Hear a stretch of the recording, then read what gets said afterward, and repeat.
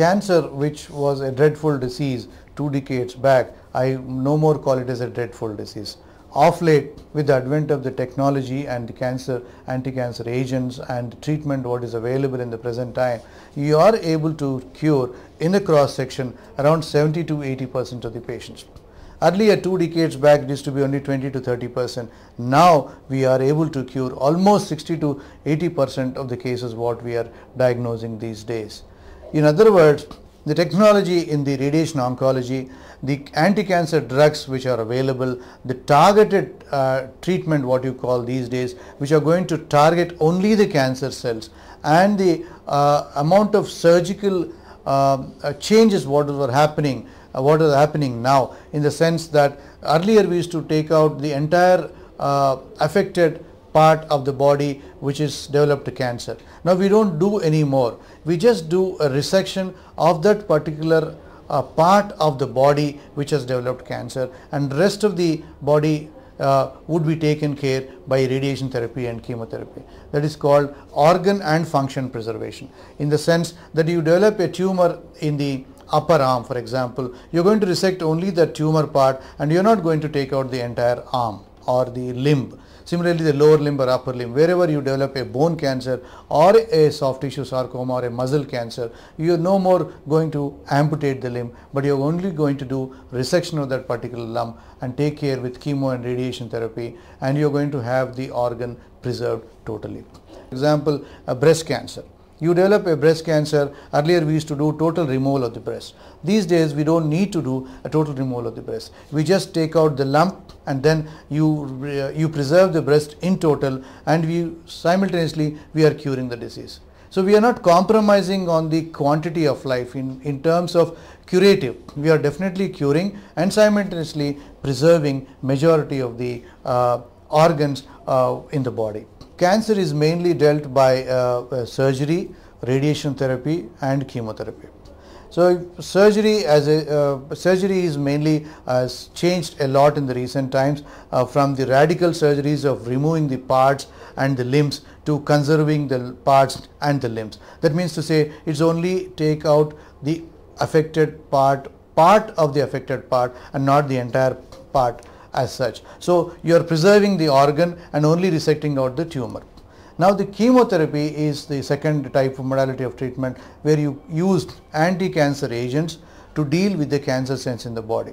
These chemotherapy drugs will not allow the cells grow from one part of the body to other parts of the body. That means to say it does not allow the tumor to spread. These are anti-cancer agents.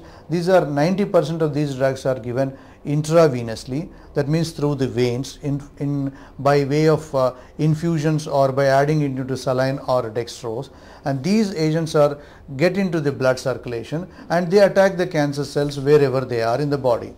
So these are anti-cancer agents, so these are quite toxic drugs, and this, apart from doing good to the body, it does have some side effects, in the sense that you might have hair loss, you might have a soreness in the oral cavity, you might feel weak, your bone marrow might be suppressed, your blood cells like red blood cells, white blood cells might come down. So in the process, your immunity of the body would come down when you use chemotherapy for treating cancer. But these things are very temporary, and most of the patients would recover within a week's time. With the side effects of the chemotherapy would be recovered in a week or 10 days time. And subsequently, normally these chemotherapies are done every 3 weeks, that means every 21 days. So when you give chemotherapy to a patient, it might be a day, it might be 2 days or 5 days, and subsequently patient will feel weak for a week, and subsequently he is expected to recover. It takes another 2 weeks for him to recover, and third week again he goes for the second cycle. Normally chemotherapy is given for 4 to 6 cycles at every 21-day interval. There has been phenomenal changes in the radiation therapy treatment. Earlier patients used to have a lot of side effects and ill effects of radiation therapy with the poor technology. With the advent of the latest computer technology, the treatment of radiation per se has become very, very minimally toxic and very highly efficient and precise. So you have very least toxic side effects, and you have very high doses delivered to the tumor proper. So with the radiation therapy, we are able to cure majority of the cancers with the minimal side effects these days. Now cancer is mainly treated by surgery, radiation therapy and chemotherapy. So every patient may not require all the three modalities of treatment. Some patients might require only surgery and radiation, some patients would require chemotherapy alone, some patients might require all the three modalities of treatment.